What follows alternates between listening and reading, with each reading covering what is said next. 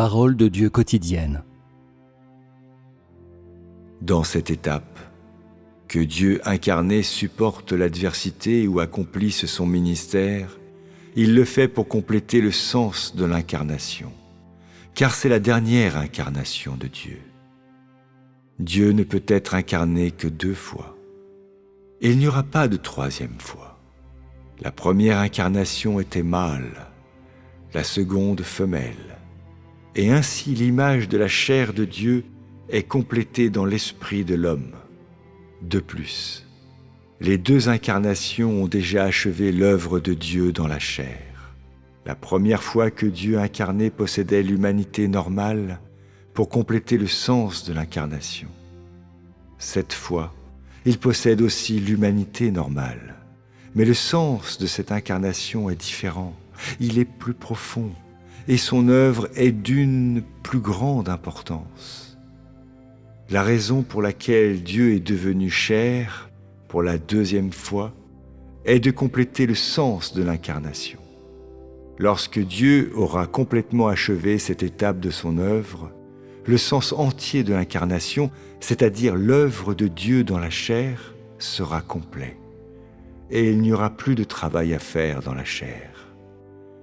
C'est-à-dire, désormais, Dieu ne viendra plus jamais en chair pour faire son œuvre. Dieu accomplit le travail de l'incarnation seulement pour sauver et perfectionner l'humanité.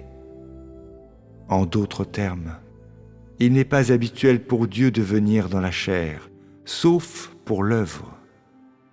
En venant dans la chair pour travailler, il montre à Satan que Dieu est une chair, une personne normale, une personne ordinaire, et pourtant, il peut régner victorieux sur le monde.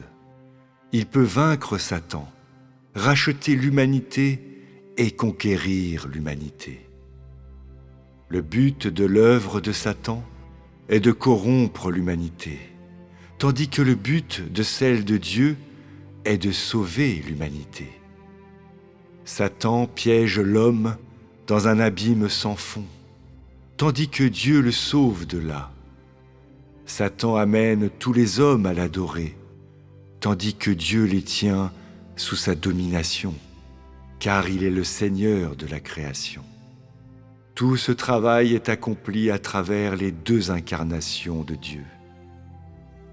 Sa chair est par essence l'union de l'humanité et de la divinité et possède une humanité normale.